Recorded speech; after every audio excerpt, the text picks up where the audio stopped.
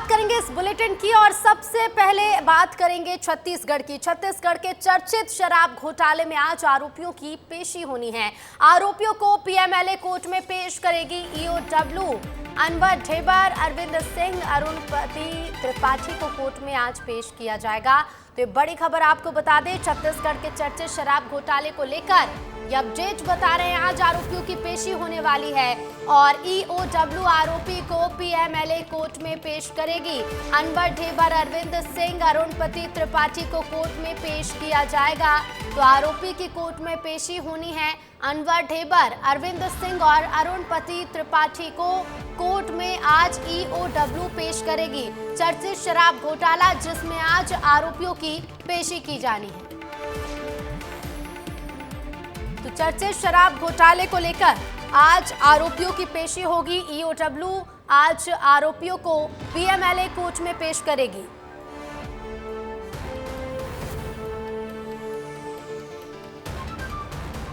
और छत्तीसगढ़ के बाद बात करते हैं मध्य प्रदेश की राजधानी भोपाल की, जहां आज बीजेपी प्रत्याशी आलोक शर्मा अपना नामांकन दाखिल करेंगे। नामांकन में मुख्यमंत्री डॉक्टर मोहन यादव, शिवराज सिंह चौहान भी शामिल होंगे। प्रदेश चुनाव प्रभारी डॉक्टर महेंद्र सिंह भी नामांकन में मौजूद रहेंगे। आलोक शर्मा पहले कर्फ्यू वाली माता मंदिर में सबसे पहले दर्शन करेंगे, आशीर्वाद लेंगे और फिर नामांकन के लिए निकलेंगे। तो आलोक शर्मा, जो कि भोपाल लोकसभा सीट से बीजेपी के प्रत्याशी हैं, आज नामांकन दाखिल करने वाले हैं। भोपाल से बीजेपी प्रत्याशी आज पर्चा दाखिल करेंगे और उसके पहले मंदिर पहुंचेंगे, दर्शन करेंगे और फिर नामांकन के लिए रवाना होंगे। बता दें, नामांकन के लिए जब आलोक शर्मा पहुंचेंगे, इस दौरान मुख्यमंत्री के साथ पूर्व सीएम भी मौजूद रहेंगे। और क्या है भोपाल का सियासी गणित, तो देखिए, भोपाल लोकसभा सीट के तहत आती हैं 8 विधानसभा सीट और इसमें कुल 21,42,861 वोटर्स हैं जो अपने मताधिकार को उपयोग करेंगे। पुरुष मतदाता 11,21,754 है भोपाल सीट पर, तो वहीं भोपाल सीट पर महिला मतदाताओं की संख्या 10,20,000 से ज्यादा है। इसके साथ ही आपको ये भी बता दें कि भोपाल में शहरी मतदाता 78.6% है और ग्रामीण मतदाताओं की बात करें तो कुल 21.4% भोपाल में ग्रामीण मतदाता हैं जो वोट डालने वाले हैं। भोपाल में मुस्लिम वोटर्स का असर भी देखने को मिलता है क्योंकि उत्तर और मध्य सीट में ज्यादातर मुस्लिम वोटर्स हैं और मुस्लिम वोटर्स का असर भोपाल लोकसभा सीट में चुनावी परिणामों में भी देखने को मिलेगा। भोपाल में करीब 19.7% ऐसे वोटर्स हैं जो कि मुस्लिम समुदाय से आते हैं और एससी वोटर्स की संख्या करीब 15% के आसपास है। एसटी वोटर्स 2.9% हैं और 8 विधानसभा सीट हैं और ऐसे में क्या कुछ रहेगा परिणाम, ये तो 4 जून को स्पष्ट होगा। लेकिन इसके साथ ही भोपाल सीट के मुद्दे क्या हैं? सबसे बड़ा मुद्दा है विकास का मुद्दा।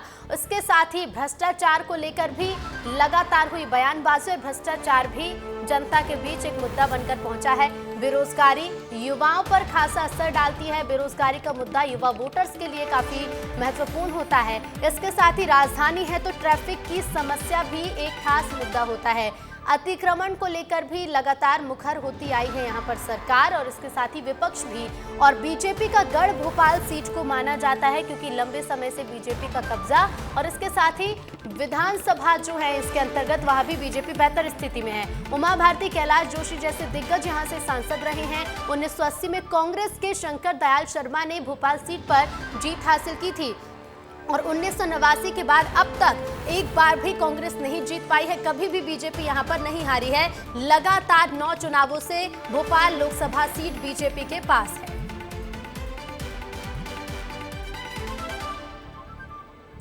और नामांकन से पहले बीजेपी प्रत्याशी आलोक शर्मा ने विस्तार न्यूज से खास बातचीत की है। चलिए सुनवाते हैं आपको। सबसे पहले विस्तार न्यूज उनके घर पर पहुंचा है और सबसे पहले उनसे बातचीत करेगा। सर, आज आपका नामांकन है, एक बड़ा दिन है आपका, क्या कहेंगे?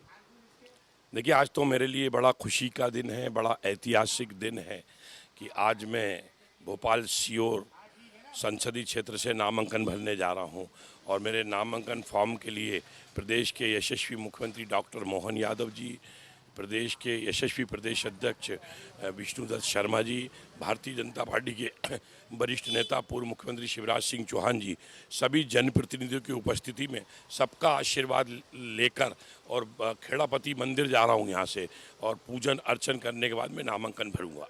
महापौर भी रहे हैं आप, पार्षद से लेकर महापौर का सफर और अब लोकसभा प्रत्याशी, ऐसे में क्या विजन है आपके, कैसे विकास करेंगे भोपाल का? पुराने भोपाल में आप हैं और आपका घर भी है, पूरे विजन क्या है, एक बार विजन बताइए।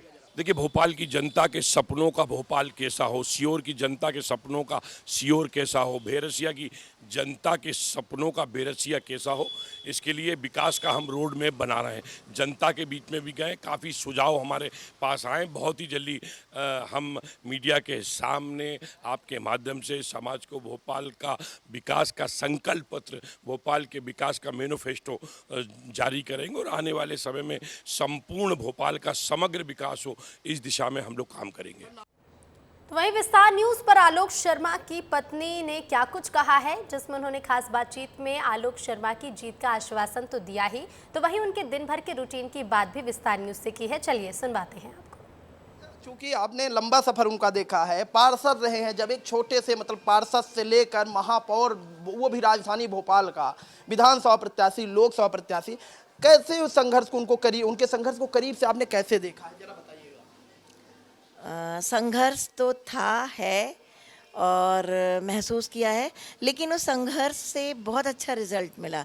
हर जगह इन्हें बहुत सारे आशीर्वाद मिलते हैं, बहुत शुभकामनाएं मिलती हैं, क्योंकि एक छोटे से ज़मीनी कार्यकर्ता हैं और बहुत मेहनती हैं, तो लोगों के आशीर्वाद बहुत सारे इनके साथ हैं, लोगों की शुभकामनाएं बहुत सारी इनके साथ हैं। अच्छा, इस बार जो क्योंकि चुनाव है और लोकसभा जैसा बड़ा चुनाव है, ये बात अलग है कि 2 विधानसभा चुनाव लड़े, सफलता नहीं मिल पाई, उसके बारे में क्या बताते हैं? कैसी चुनौती है, क्या कुछ चुनौती महत्वपूर्ण है? जैसे आपने कहा कि 2 विधानसभाएं, तो वो सभी को पता है कि ये जो उत्तर विधानसभा है, तो ये चुनाव कोई दलीय चुनाव नहीं है, ये चुनाव बड़ा कठिन है यहाँ का। और आप लोगों को पता होगा कि यहाँ कांग्रेस की गलत नीतियों के कारण उन्होंने राजनीतिक चुनाव को जातिगत चुनाव में चेंज कर दिया, तो यहाँ का चुनाव कठिन था, संघर्ष वाला था, उसका रिजल्ट पहले से ही पता था। और अब जो चुनाव है तो वो पूरे हमारे भारत का चुनाव है, और हमारे मोदी जी ने इतना करके दिया है भारत के लिए कि हमारा मध्य प्रदेश, पूरा भारत सब राममय है, सब मोदीमय है, और ये चुनौती कोई बड़ी चुनौती नहीं है। बड़ी चुनौती नहीं है, तो जीत को लेकर आश्वस्त हैं इस बार? जीत को लेके 101% आश्वस्त हैं हम। आप भी कहीं चुनाव प्रचार में गई अभी तक कि आप नहीं जा रही? नहीं, मैं जा रही हूँ, और मुझे कम से कम 15 दिन से ज़्यादा हो गए हैं। लगातार महिलाओं के संपर्क में हूँ, और जहाँ भी जाती हूँ तो बहुत अच्छा मिल रहा है रुझान। सारे लोगों का ये कहना है कि अब हमें भोपाल का सांसद मिलेगा।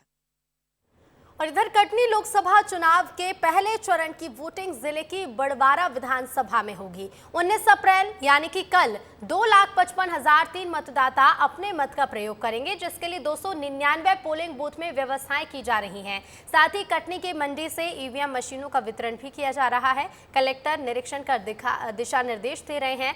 और आपको ये भी बता दें कि कटनी की बड़वारा विधानसभा एकमात्र ऐसी सीट है जो शहडोल लोकसभा में आती है। मध्य प्रदेश में 19 तारीख को लोकसभा चुनाव की पहली वोटिंग है, और शहडोल लोकसभा में भी यह वोटिंग जारी रहेगी। कटनी जिले की एक विधानसभा है बड़वारा विधानसभा, जो कि शहडोल लोकसभा क्षेत्र में आती है, जिसको लेकर आज कटनी के मंडी पर ईवीएम मशीन का वितरण किया जा रहा है। सीधी तस्वीर आप देख सकते हैं कि यहाँ पर सभी को मशीनें वितरण कर दी गई हैं, और अब उन मशीनों की चेकिंग, वीवीपैट की चेकिंग पूरी की जा रही है। इसके साथ ही कटनी कलेक्टर अभी प्रसाद जी जो भी हैं, वह यहाँ पर निरीक्षण करते नजर आ रहे हैं। अगर बात की जाए तो बड़वारा क्षेत्र पर 2,55,003 जो मतदाता हैं, वह 299 पोलिंग बूथ पर अपने मत का प्रयोग करेंगे। इसी तरह जो पूरी चाक चौबंद व्यवस्था है वह यहाँ पर की गई है। जो दस्तावेज है वह मैं तस्वीरों दिखाना चाहूंगा कि जो दस्तावेज यहाँ पे पोलिंग में लगे हैं वह यहाँ पर बाकायदा लगे हुए हैं। हमारे साथ कुछ लोग भी हैं, हम उनसे बात करना चाहेंगे। ये आज आप लोगों को सामग्री मिल गई है, क्या कुछ ऐसा पर्याप्त है या कुछ ऐसा लग रहा है कि अभी भी कुछ कमी है? अभी तो हम लोग मिलान कर रहे हैं। अब मिलान करने के बाद जो भी सामग्री कमेगी या मिस्टेक निकलेगी तो उसको काउंटर में जा कर के पूर्ति कराएंगे। आप देख सकते हैं कि अभी मिलान चल रहा है, उसके बाद जो है वह यहाँ पर मिलान करने के बाद अगर कुछ समस्या आती है या मशीन में दिक्कत आती है तुरंत यहाँ से रिप्लेसमेंट किया जाएगा। यश खरे, विस्तार न्यूज, कटनी। और इधर कांग्रेस को एक बार फिर बड़ा झटका लगा है। भोपाल के पूर्व महापौर रहे सुनील सूद अब बीजेपी का दामन थामेंगे। सूद औपचारिक रूप से आज बीजेपी ज्वाइन कर सकते हैं। कल ही सुरेश पचौरी के बंगले पर सुनील सूद से बीजेपी प्रत्याशी आलोक शर्मा और जिलाध्यक्ष सुमित पचौरी की मुलाकात हुई है। तो सुमित सूद जो कि भोपाल के महापौर भी रहे हैं और ऐसे में एक बड़ा झटका ये कांग्रेस के लिए साबित होगा, खासकर भोपाल लोकसभा सीट पर जहां सुनील सूद के समर्थक भी हैं, प्रभाव भी है उनका। और ऐसे में ये देखिए तस्वीर सामने आई जहां आलोक शर्मा की मौजूदगी में वो मुलाकात करने पहुंचे। और कांग्रेस से इस्तीफा देने के बाद देवाशीष जरारिया बीएसपी में शामिल हो गए और उन्हें भिंड से बीएसपी ने प्रत्याशी भी बना दिया। देवाशीष 2019 में कांग्रेस से भी भिंड लोकसभा सीट से चुनाव लड़ चुके हैं। कल ही उन्होंने कांग्रेस से इस्तीफा दिया था और कांग्रेस नेताओं पर अपनी राजनीतिक हत्या करने का आरोप लगाया था। उन्होंने कांग्रेस नेताओं पर और भी कई गंभीर आरोप लगाए थे और कहा कि कांग्रेस ने उन्हें दूध में मक्खी की तरह निकाल कर फेंक दिया। तो अब भिंड से बीएसपी से चुनाव लड़ेंगे देवाशीष और कांग्रेस को लगातार झटके लग रहे हैं। एक और ये झटका भिंड में साबित होगा और भिंड से देवाशीष जरारिया जो कि अब बीएसपी से प्रत्याशी भी है। उज्जैन में महाकाल मंदिर में आग लगने के मामले की जांच करने एनसीबी की टीम पहुंचेगी और बारीकी से इस मामले की जांच करेगी। इसके बाद कलेक्टर अपनी जांच रिपोर्ट सौंपेंगे। होली पर महाकाल मंदिर में आग लगने से 13 लोग झुलसे थे। बाद में इलाज के दौरान मंदिर के सेवक की मौत भी हो गई थी। तो आज एक बार फिर पहुंचेगी एनसीबी की टीम और महाकाल मंदिर में सुरक्षा के क्या इंतजाम है इसकी जांच की जाएगी और जांच के बाद कलेक्टर को रिपोर्ट सौंपेंगे। लोकसभा चुनाव की बात करेंगे क्योंकि पहले चरण का मतदान होना है कल। मध्य प्रदेश और छत्तीसगढ़ की पहले चरण की सीटों पर चुनाव प्रचार थम चुका है और अब प्रत्याशी डोर टू डोर कैंपेन कर रहे हैं और जनता से वोट की अपील कर रहे हैं। आज पोलिंग पार्टियां पोलिंग बूथ के लिए रवाना भी होंगी। देखिए रिपोर्ट।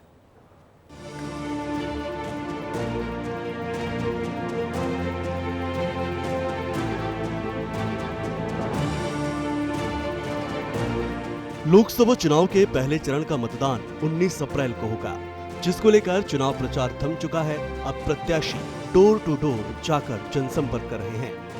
दरअसल 2024 का लोकसभा चुनाव 7 चरणों में हो रहा है और चुनाव परिणाम 4 जून को आएंगे। लोकसभा चुनाव 2024 के पहले चरण के लिए मध्य प्रदेश की 6 सीट, जिनमें शहडोल, सीधी, जबलपुर, मंडला और छिंदवाड़ा है, बालाघाट, तो वहीं छत्तीसगढ़ की एक लोकसभा सीट बस्तर है, जहां 19 अप्रैल को मतदान होना है। इन सभी सीटों पर बीजेपी और कांग्रेस के बीच सीधा मुकाबला है। 19 अप्रैल को मध्य प्रदेश के जिन सीटों के लिए लोकसभा चुनाव होने जा रहे हैं, उनमें 6 सीटों के लिए 88 उम्मीदवार मैदान में हैं, जिनमें 7 महिला उम्मीदवार हैं। वहीं 13,588 पोलिंग बूथ बनाए गए हैं।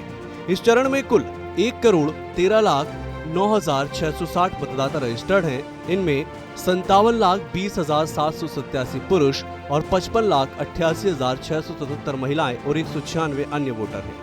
चलिए अब आपको बताते हैं कि एमपी और छत्तीसगढ़ की पहले चरण की सीटों पर कौन प्रत्याशी है। मध्य प्रदेश की छिंदवाड़ा सीट से कांग्रेस ने नकुलनाथ को फिर से टिकट दिया है, तो वहीं बीजेपी ने इस बार विवेक बंटी साहू को चुनावी मैदान में उतारा है। तो वहीं मंडला से बीजेपी के फग्गन सिंह कुलस्ते तो कांग्रेस से ओमकार सिंह मरकाम चुनावी मैदान में है। सीधी लोकसभा सीट की बात की जाए तो यहां पर बीजेपी ने डॉक्टर राजेश मिश्रा पर दांव खेला है, तो वहीं कांग्रेस ने कमलेश्वर पटेल को चुनावी मैदान में उतारा है। बालाघाट से बीजेपी ने भारती पारधी को टिकट दिया है, तो कांग्रेस ने सामान्य वर्ग से आने वाले सम्राट सारस्वत पर दांव लगाया है। जबलपुर से बीजेपी ने आशीष दुबे को, तो कांग्रेस ने दिनेश यादव को प्रत्याशी बनाया है। शहडोल सीट की बात करें तो यहाँ पर बीजेपी ने फिर से हिमाद्री सिंह को टिकट दिया है, तो कांग्रेस से फुंदे लाल सिंह मार को टिकट पर जोर आजमाइश कर रहे हैं। वह 2 बार के विधायक हैं। वहीं छत्तीसगढ़ की एक सीट बस्तर पर चुनाव होने हैं। यहाँ बीजेपी ने महेश कश्यप को टिकट दिया है, तो कांग्रेस ने कवासी लखमा को चुनावी मैदान में उतारा है। एमपी और छत्तीसगढ़ में पहले चरण का चुनाव प्रचार तो थम गया। इन सीटों को जीतने के लिए बीजेपी और कांग्रेस ने अपनी पूरी ताकत भी लगा दी है। बीजेपी और कांग्रेस के दिग्गज नेताओं ने खुद इन सीटों पर दौरे किए, लेकिन अब मतदाता इन प्रत्याशियों की किस्मत का फैसला करेंगे। कौन किस पर होगा हावी और कौन मारेगा बाजी, ये तो 4 जून को स्पष्ट हो ही जाएगा। ब्यूरो रिपोर्ट, विस्तार न्यूज। और देखिए, पहले चरण का मतदान होना है कल, लेकिन पहले चरण की कौन कौन सी हॉट सीट है, जरा नजर डाल लेते हैं पहले चरण की हॉट सीट पर।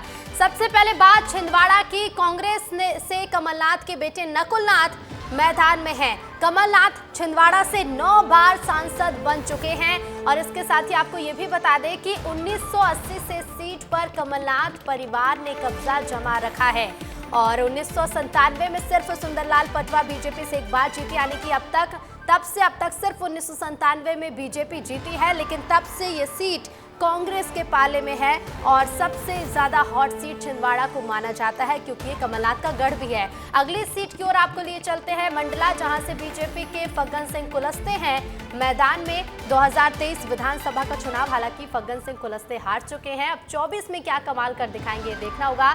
मंडला से 6 बार सांसद रहे हैं। इसके साथ ही आपको ये बता दें कि मंडला सीट इसलिए भी खास है क्योंकि फग्गन सिंह कुलस्ते 6 बार सांसद रह चुके हैं इस सीट पर और अब 7वीं बार हैं मैदान में। अगली सीट की ओर आपको ले चलते हैं जबलपुर, जहां से राकेश सिंह 4 बार सांसद रहे हैं। अब आपको बता दें कि 1999 में जयश्री बनर्जी इस सीट पर सांसद बनी और इसके साथ ही 1996 से जबलपुर सीट पर बीजेपी ने कब्जा जमा रखा है, यानी कि जबलपुर में बीजेपी की स्थिति बेहतर है और ऐसे में कांग्रेस की कोशिश है इस बार ये किला ढहाने की, तो जबलपुर भी बेहद खास सीट है। तो ये है पहले चरण की हॉट सीट। अब छत्तीसगढ़ की बस्तर सीट की बात करेंगे। 1988 से सीट पर बीजेपी का कब्जा रहा है लोकसभा सीट पर। 2019 में कांग्रेस के दीपक बैज जीते और साथ ही आपको बता दें अब 2024 में दीपक बैज का टिकट कटा है और कांग्रेस ने दिग्गज नेता कवासी लखमा को टिकट दिया है। तो 1988 से बीजेपी ने कब्जा जमाया, लेकिन 2019 में कांग्रेस ने उस कब्जे को तोड़ा, दीपक बैज बने सांसद, अब कवासी लखमा मैदान में है। और चलिए अब हॉट सीट के बाद बात कर लेते हैं मध्य प्रदेश के ग्वालियर की, जहां रामनवमी पर हुई एक शादी बेहद चर्चा में रही। मीरा की तरह एक युवती ने भी लड्डू गोपाल यानी भगवान श्री कृष्ण से विवाह कर लिया। ग्वालियर की शिवानी लड्डू गोपाल को इस कदर प्रेम करती हैं कि उन्होंने शादी करने का फैसला किया। बाकायदा बारात वृंदावन से आई जिसमें 11 लोग शामिल हुए। घर में बेटी के हाथ पीले करने से लेकर आम शादी में होने वाली हर रस्म पूरी की गई। शिवानी भी लड्डू गोपाल से हुए विवाह को लेकर बेहद खुश हैं और खुशी का अंदाजा नाच गानों को देखकर लगाया जा सकता है। मेहमान और शिवानी की मां भी बहुत खुश नजर आई। वृंदावन से आए पंडित का भी कहना है कि विदाई के बाद जब शिवानी वृंदावन पहुंचेंगी तो वहां भी स्वागत की तैयारियां की गई हैं। हम सबको सौभाग्य प्राप्त हुआ है कि हमारी बहन शिवानी की शादी भगवान से हो रही है, उनकी बारात लेकर हम सब आए हैं। ये समाज के लिए अच्छा मैसेज है कि उन्होंने अपना पूरा जीवन भगवान को समर्पित किया है। आज आप देखें कि किसी के भी माता पिता अपने बच्चे को या बच्ची को संत कोई नहीं बनाना चाहता है। रस्में तो जैसे एक सांसारिक शादी होती है उसी प्रकार से सारी रस्में पूरी की जाएंगी। देवास के कवलासा गांव के किसान परिवार की बेटी ने यूपीएससी परीक्षा में सफलता हासिल की। तनु भादु को यूपीएससी में 450वीं रैंक मिली है। तनु ने यह सफलता अपने दूसरे प्रयास में हासिल की। एक किसान परिवार की बेटी की सफलता पर पूरे गांव ने जश्न मनाया और जमकर आतिशबाजी की। रिजल्ट आने के बाद डीजे और बैंड बाजों के साथ गाँव वालों ने जुलूस निकाला और बधाई दी। इस दौरान विधायक आशीष शर्मा भी मौजूद रहे।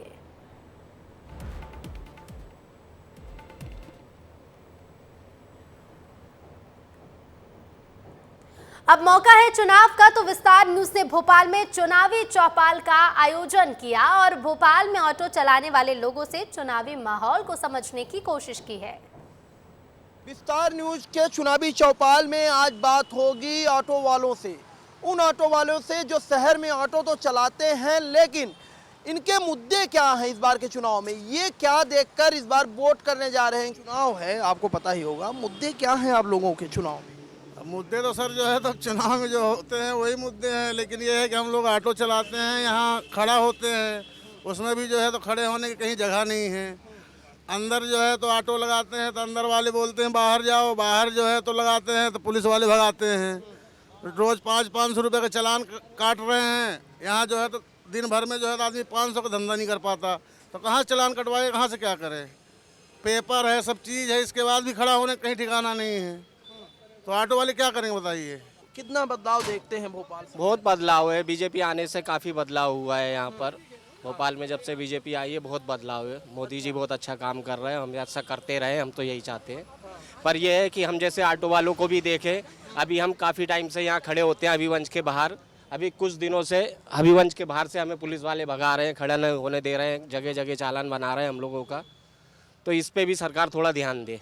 आपने देखा होगा 10 साल से भी बीजेपी है केंद्र में, कांग्रेस में कुछ अच्छा लगा था आपको? कुछ भी नहीं लगा।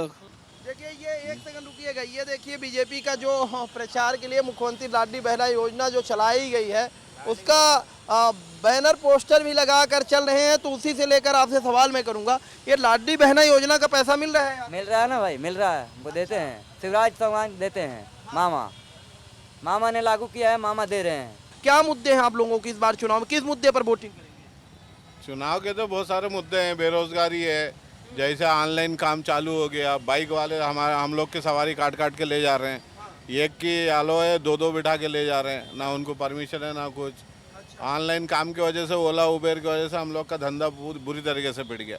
जब से मोदी सरकार आई है, जब से हम लोग का ऑनलाइन काम की वजह से धंधा ही नहीं है बिल्कुल ही। उसके अलावा पुलिस वाले बहुत परेशान करते हैं, चालान भी काटते हैं। कल भी आके कम से कम 15 ऑटो के चालान काट के गए। चालान काटते होंगे तो आप लोगों के पास पूरे कागज नहीं होते हो? नहीं देखते हो, ये कहते हैं नो पार्किंग है। हम लोग यहाँ 20 साल 25 साल से यहीं खड़े होकर ऑटो चला रहे हैं, लेकिन उसके बाद भी वो बोलते हैं कि यहाँ नो पार्किंग है, यहाँ नहीं खड़ी कर सकते। फिलहाल किसी और स्थान पर जाएंगे और जनता की मुद्दे उठाएंगे चुनावी चौपाल के माध्यम से, और जनता की राय दिखाएंगे कि आखिरकार अब की बार लोग किसकी सरकार चाहते हैं। कैमरा पर्सन नागेंद्र के साथ सूरज तिवारी, विस्तार न्यूज।